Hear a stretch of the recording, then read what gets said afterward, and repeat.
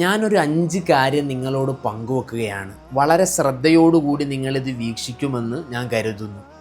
അതിനു മുമ്പായി ആദ്യം തന്നെ ഇതൊന്ന് നിങ്ങൾ ശ്രദ്ധയോടുകൂടി നോക്കണം.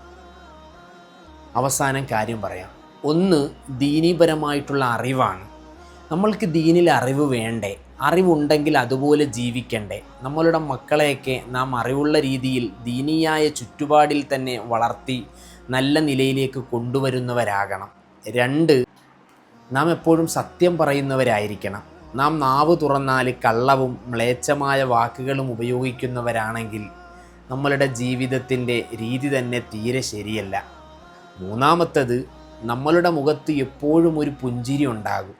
ആര് നമ്മളെ കണ്ടാലും പറയും, അവരെ കാണുമ്പോൾ എന്തൊരു സന്തോഷമാണ്, എത്ര വലിയ സങ്കടങ്ങളുണ്ടെങ്കിലും അവരെ കാണുമ്പോൾ അവരുടെ മുഖത്തുള്ള ആ പുഞ്ചിരി കൊണ്ട് അതൊക്കെ ഞാൻ മറക്കും എന്ന രീതിയിലേക്ക് നാം മാറണം.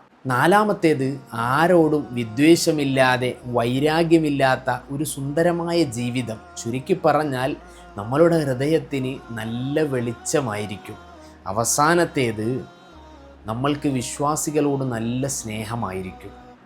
നിസ്കരിക്കുന്നവർ, ഖുർആൻ ഓതുന്നവർ, സൽക്കർമ്മങ്ങളിൽ ഏർപ്പെടുന്നവർ തുടങ്ങിയവരോടൊക്കെ പ്രത്യേകമായിട്ടുള്ളൊരു സ്നേഹം നമ്മളുടെ ഹൃദയത്തിലുണ്ടെങ്കിൽ നമ്മൾ ആരായിരിക്കും? ഇതാണ് നമ്മളുടെ പോയിൻ്റ്. നമ്മൾ മുനാഫിക്കായിരിക്കൂല എന്ന് മുഹമ്മദുർ റസൂലുള്ളാഹി സ്വല്ലല്ലാഹു അലൈഹി വസല്ലം. എന്തിനാണ് ആദ്യം ഇത് കാണിച്ചത് എന്ന് നിങ്ങൾ ചിന്തിച്ചിട്ടുണ്ടാകും.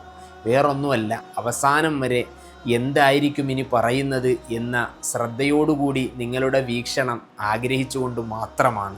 ഇൻഷാ അല്ലാഹ് ദുആയിലൊക്കെ ചേർക്കുക. നമ്മൾ ആരെയും അല്ലാഹു തആല മുനാഫിക്കീങ്ങളിൽ പെടുത്താതിരിക്കുമാറാകട്ടെ. വീണ്ടും കാണാം.